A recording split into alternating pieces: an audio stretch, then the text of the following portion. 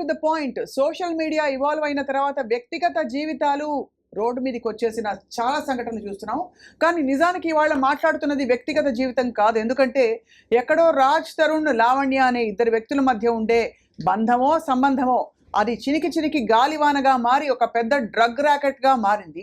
And నిజానికి లావణ్యకి డ్రగ్స్తో సంబంధం ఉందా అంటే దాదాపు కొన్ని వారాల పాటు తను రిమాండ్లో ఉన్న విషయం కూడా అందరికీ తెలిసిందే. అండ్ ఆ తర్వాత తన బాధితులు ఒక్కొక్కరు బయటకు వచ్చి విషయాలు చెప్తున్నారు. ఇంతకీ లావణ్యకి దీని పట్ల ఎటువంటి సంజాయిషి ఉంటుందో లావణ్యని మేము కాంటాక్ట్ చేసే ప్రయత్నం అయితే చేస్తున్నాం. బట్ ఇవాళ ఈ వర్షన్ వినబోతున్నాం. అండ్ ఈ మొత్తం వ్యవహారంలో ఆర్జే శేఖర్ భాష ఎందుకు ఇన్వాల్వ్ అయ్యాడు, అతనికి ఈ వ్యవహారానికి సంబంధం ఏంటి, ఈ అంశాలన్నీ తెలుసుకునే ప్రయత్నం ఇవాళ. To the point we have with us RJ Shekhar Basha, I dream స్టూడియోస్లో. Shekhar, అంతే అలా ఉన్నారు. మీడియా నన్ను ఒక ఇంటర్వ్యూలో పిలిచి అడిగింది, నాకు తోచింది చెప్పాను, అది వైరల్ అయింది.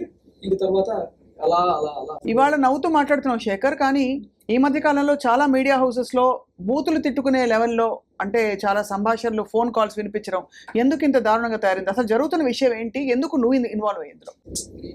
సో నేనేంటంటే ఫస్ట్ నాకు దొరికిన సోర్సెస్తో నేను ఒక మీడియా ఛానల్ అడిగితే వాళ్ళకి ఒక చిన్న ఇంటర్వ్యూ ఇచ్చాను. అదేంటి అంటే రాస్తాడు వెళ్తూ ఇదిగో నాకేం సంబంధం లేదు, ఈ అమ్మాయి ఆల్రెడీ మూవ్ ఆన్ అయిపోయింది మస్తాన్ సాయి అనే వాడితోటి, కావాలంటే ఎఫ్ఐఆర్ చూడండి గుంటూరు పట్టాపురంలో అతను కావాలని పెట్టిన కంప్లైంట్ అని చెప్పి అనేసి వెళ్ళిపోయాడు. రైట్. నాకున్న సోర్సెస్ తోటి ఊరికే అవుట్ ఆఫ్ మై ఇంట్రెస్ట్ నేను కంప్లైంట్ కూడా తెప్పించుకొని చూస్తే షాకింగ్ విషయాలు బయట ఉంటాయి. సరే మీడియాకి ఇద్దాం కదా అని చెప్పి నేను చెప్పిన తర్వాత ఇంకా వాళ్ళని టార్గెట్ చేసుకుంటారు మొదలెట్టారు. అది మాకు సంబంధించింది, మేమేం చూసుకుంటాం, నువ్వేందుకు బయట పెడతావు, అది నువ్వు బయటకు వచ్చి న్యాయం కావాలని కోరుతున్నావు కదా. అట్ ద సేమ్ టైం మరి మీడియాకి అడిగే హక్కు కూడా ఉంటుంది కదా. అవును. నీకు వద్దంటే నువ్వు కోర్టులోనే తెలుసుకో. ఇప్పుడు నువ్వు కోర్టులో నీ వాదన వినిపిస్తున్నావు, నీ ఆధారాన్ని సబ్మిట్ చేశావు. అలాగే రాస్తాడు కూడా తనకు కావాల్సిన ఆధారాలు సబ్మిట్ చేశాడు. అలాగే మీడియా ముందుకు వచ్చి కూడా అదే ఆధారం సబ్మిట్ చేస్తున్నావు. మరి రాస్తాడు నువ్వు కూడా పెట్టాలి కదా. రైట్. ఇంతకీ లావణి మీద కక్ష కట్టావా నువ్వు? కక్ష కాదు, బట్ నాకు అలాంటి వాళ్ళు సొసైటీకి హానికరం ఖచ్చితంగా. అది రేపు మీ పిల్లలైనా మనం ఎవరి పిల్లలైనా సరే వాళ్ళకి ఖచ్చితంగా అది ఒక సినిపాతలాగా అయ్యే అవకాశం ఉంది. డ్రగ్ ఎస్పెషల్లీ డ్రగ్ మహమ్మారి చాలా చాలా దారుణం. అది కూడా చిన్న పిల్లలకి 20-21 ఏళ్ళ పిల్లలకి బలవంతంగా అలవాటు చేసిందని తెలిసిన తర్వాత నాకు అసలు చాలా బాధేసింది. ఎవరి చిన్న పిల్లలు మిమ్మల్ని ఎలా కాంటాక్ట్ అయ్యారు శేఖర్?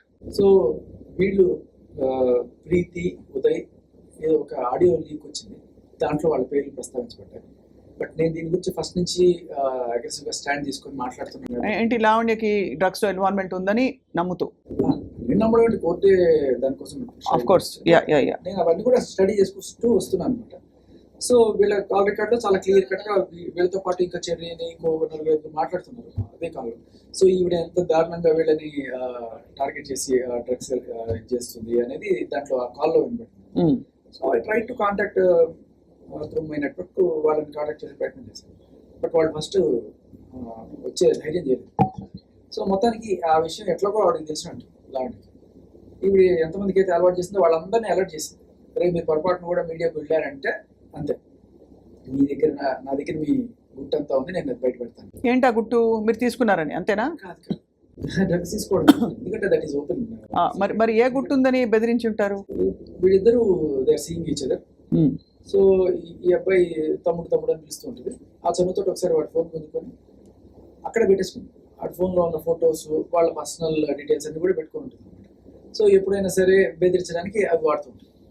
అలా ఎప్పుడైతే ఈ ఇష్యూ తెర మీదకి వచ్చిందో ఆ అమ్మాయి పాపం దీని నుంచి ఒకసారి సూసైడ్ అటెంప్ట్ కూడా చేసి డిప్రెషన్కి వెళ్ళిపోతే వాళ్ళు రిహాబ్లో పెట్టి తర్వాత అమ్మాయిని వాళ్ళ పేరెంట్స్ దక్కించుకున్నారు.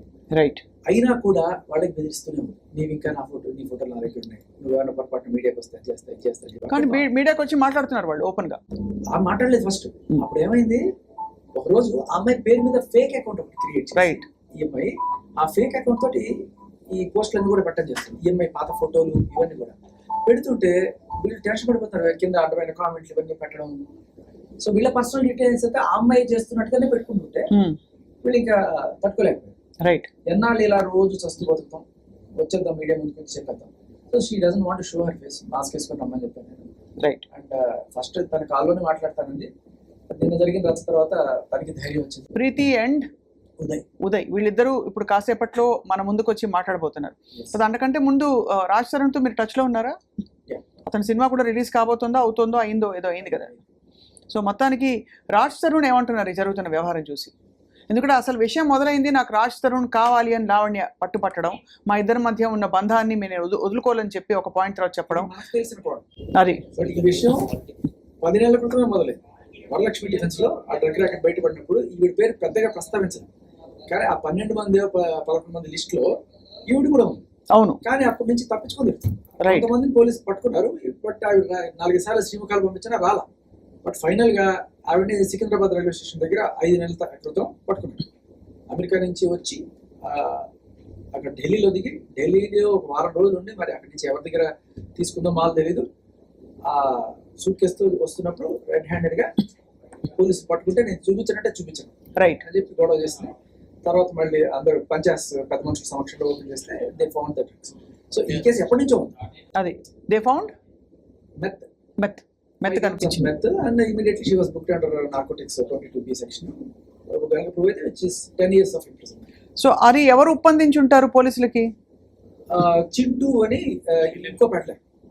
సో ఈ పెడ్లర్లకి మధ్య కొన్నిసార్లు గొడవ జరుగుతుంది. అండ్ ఈ అమ్మాయికి ఏంటంటే బూతులు తిట్టడం, మనుషులు హింసించడం ఇలాంటివన్నీ అలవాటు.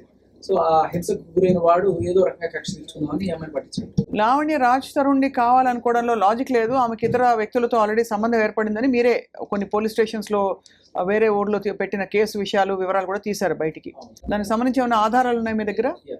సో అవి ఎప్పుడైతే నేను తీసుకొచ్చానో ఆ Pattapuram police station FIR and complaint తీసుకొచ్చాను, దాంట్లో షీ క్లియర్లీ మెన్షన్స్ నేను ఇదంతా కూడా మస్తాన్ సాయిని పెళ్లి చేసుకోమని అడిగితే అతను నన్ను తెలివిగా తుదముట్టించాలని నా మీద హత్యా ప్రయత్నం చేశాడు అని కేసు పెట్టింది. సో పెళ్లి చేసుకోమని ఏమైనా ఎందుకు అడుగుతుంది? పెళ్లి కాకపోతే కదా. అవును, that clearly proves she is not married and she is in relation with Mastan Sai. అది కానీ కాబట్టి రాజ్ తరుణ్ తర్వాత కావాలని అనుకోవడంలో మరి ఆంతర్యం ఏంటని? ఆంతర్యం ఏమిటంటే ఏదో విధంగా నేను పడితే నేను కూడా లాగుతానా అంటే మస్తాన్ సాయికి ఈవిడికి గొడవ ఈ విషయంలో బాగా గట్టిగా కొట్టుకున్న తర్వాత ఈవిడికి ఒకటే అనిపించింది, ఇన్నాళ్ళు రాజ్ తరుణ్ ఎంత టార్చర్ చేసినా ఎంత కొట్టినా ఆయన అవార్డులు తీసి ఆయన తల మీద పగలు కొట్టింది. ఏంటి రాజ్ తరుణ్ అవార్డ్స్ తీసి? ఇప్పుడు సినిమాలో అవార్డ్స్ వస్తాయి కదా, సైమా అవార్డు ఇవన్నీ కూడా తీసుకెళ్ళి చెత్తపొట్లు పడేస్తుంటాయి ఫస్ట్. అండ్ ఒక అవార్డు తీసిన ఎత్తే పగలు కొట్టిన సిచ్యువేషన్ కూడా నేను విన్నా. అంతలా అంటే ఏమై ఉంటుందని అంత హింసకి? Psychotic disorder, drugs effect or something like that. తను కూడా డ్రగ్స్ తీసుకునేవారా? లేదు, ఇప్పటికే లోపల ఉండేవాడు. కాదు రాజ్ తరుణ్ కాదు, లావణ్య డ్రగ్స్ అలవాటు ఉందనడానికి మీ దగ్గర ఉన్న ప్రూఫ్స్ ఏంటి? ప్రీతి వీళ్ళు అండ్ అలాగే 45 రోజులు చెంచులు కూడా జైలు అండ్ అంతకుముందు వరలక్ష్మికి ఇన్ని కేసులు కూడా ఆవిడ డ్రగ్ నేపథ్యాన్ని మనకి ముందు పెట్టే. కానీ లావణ్య ఒక ఆడియో లీక్ చేశారు మీరు, లావణ్యతో పెట్టుకున్న సంభాషణ ఫోన్ పరంగా కొన్ని అవాంఛనీయ పదాలు వాడుతూ కూడా. ఆ నేపథ్యం ఏంటి శేఖర్? అప్పటిదాకా మనకి పబ్లిక్ డొమైన్లో ఈ లావణ్య రాజ్ తరుణ్ని తిట్టిన భూత పురాణం అని చెప్పి ఒక సర్క్యులేషన్లో ఉండింది. దాంట్లో అన్ని బీపీలు ఉన్నాయి, ఏమి ఎవరికి వినబడలే. సరే ఏదో బూతులు తిట్టింది అనుకుంటున్నారు.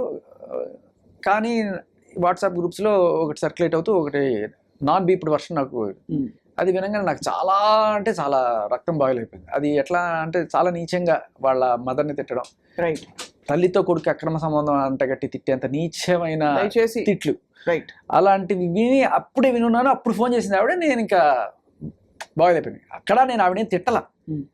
డ్రగ్స్ అమ్ముకునే లుచ్చ పనులు చేసే నువ్వు ఇలా తిడతావా, నీకు అసలు ఆధారమైన నువ్వు ఒక అమ్మని ఎట్లా తిడతావు నువ్వు అని చెప్పి నేను తిట్టాను. అది కూడా ఆవిడ నాకు ఫోన్ చేస్తే పర్సనల్ కాల్. ఆవిడ ఎందుకు చేసింది కాల్?